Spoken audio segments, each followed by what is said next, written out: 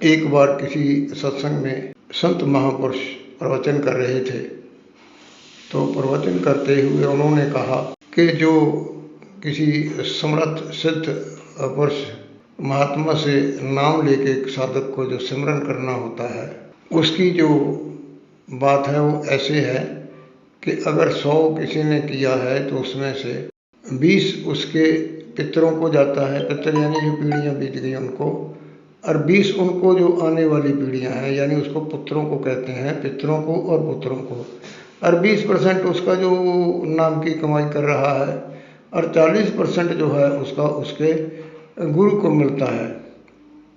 हैरानी वाली बात थी, सत्संग के बाद एक साधक ने पूछ लिया, गुरु जी ऐसा कैसे कि साधना तपस्या तो मैं करूं और मेरे को मिले 20 और 80 मेरा बंट जाए। तो यहाँ पे गुरु महाराज ने, उस संत ने, सतगुरु ने उस साधक को बताया कि बेटा बात यह है कि तुम लोग क्यों जाते हो किसी संत के पास, क्यों जाते हो किसी को गुरु बनाने के लिए? अपने कष्टों का निवारण करने के लिए जाते हो। क्या देते हो संत को? अपनी तकलीफ़ें देते हो, उससे आशीर्वाद लेके आते हो। वो कहने लगे कि इसको सांसारिक जो तरीका है ना, मैं उसको समझाता हूँ। कभी बैंक में लोन लिया है? कहते जी हाँ लिया है। तो कहते वो बैंक में जब लोन लिया तो फार्म भरे होंगे? कहते जी हाँ भरे। तो गारंटी भी दी होगी? कहते जी हाँ गारंटी भी दी है। तो भाई फिर वो गारंटी क्यों दी? लोन तूने लिया, तूने चुकाना था, फिर गारंटी की क्या जरूरत थी? वो जी बैंक वाले ने कहा कि अगर तू पैसा वापस नहीं करेगा तो हम तेरे गारंटर से ले लेंगे। इस बात को बेटा तू गहराई से समझ, जो मैंने कही है बात उसका इससे मिलान कर।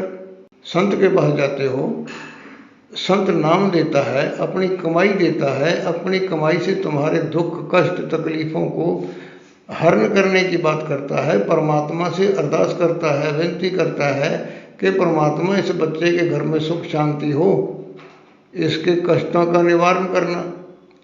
तो ये गारंटी नहीं है तो क्या है?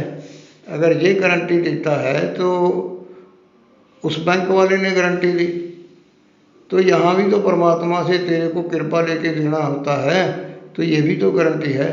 अगर तूने नाम लिया और तूने सिमरन नहीं किया, तेरे घर में सुख शांति आ गई, नहीं किया, तो उसका तो मुआवजा तो देना पड़ेगा ना। कौन देगा? वो संत देगा। अब यहाँ ये बात आ जाती है कि संत का 40 क्यों? देखिए, संत ने अपने गुरु से दीक्षा ली, नाम लिया, उसका सिमरन किया, और सिमरन करते करते वो जो अक्षर था वो मंत्र बन गया, और उस मंत्र का बार बार जाप करने से वो सिद्ध मंत्र बन गया। उसके गुरु ने भी ऐसा किया, उसके गुरु ने उसको सिद्ध मंत्र दिया, उसने सिद्ध किया और सिद्ध करके अपने साधक को दिया। उसके गुरु की कृपा, उसकी कृपा और गुरु के ऊपर जो परमेश्वर की कृपा है, ये सब जो है ना एक तरह से उस साधक के ऊपर आ जाती हैं। तो ये रास्ता जो है ये इतना सरल नहीं है, इतना आसान नहीं है कि कह दिया कि गुरु नाम बनाए तो क्या? कभी मुसीबत पड़ जाए, पैसे की ज़रूरत पड़ जाए, किसी से लेना पड़ जाए, तो अगर वो आप कहें कि मेरा कोई गारंटर तो है नहीं, तो बैंक वाला तो पैसा नहीं देगा। कोई व्यापारी है, कोई पैसा उधार देने वाला है, वो पैसे तो नहीं देगा। तो इसलिए गुरु का बनाना ज़रूरी है। और यहाँ एक बात और है, आजकल कहते हैं कि हम लोग मेडिटेशन करते हैं तो हमारे अंदर ताकत है, हम उस ताकत को जगाते हैं। पाँव के अंगूठे से हमारी ताकत चलती है, हम उसको मस्तक में लेके आते हैं, वहाँ पे हम कंसंट्रेट करते हैं, हमारे अंदर ताकत आ जाती है, हम लोगों का भला करते हैं। ये ठीक बात है। मैं इस बात को कुछ हद तक इसलिए मानता हूँ कि ये जो है तरीका अध्यात्मक का भी यही है, लेकिन उसमें नाम होता है और नाम के पीछे गुरु की ताकत होती है, आध्यात्मिक शक्ति होती है। जैसे जो मेडिटेशन वाले जो करते हैं उनके पास ताकत आती है। आजकल जो एक सिस्टम आया है कि रेकी पद्धति कहते हैं उसको, वो कहते हैं कि हम ऊपर परमात्मा से ताकत लेते हैं। वो परमात्मा नहीं कहते, वो कहते हैं कि हमारे पास ताकत ऊपर से आती है और हम उसको आगे देते हैं, लेकिन वो लंबा नहीं चलती। कुछ देर बाद वो ख़त्म हो जाती है।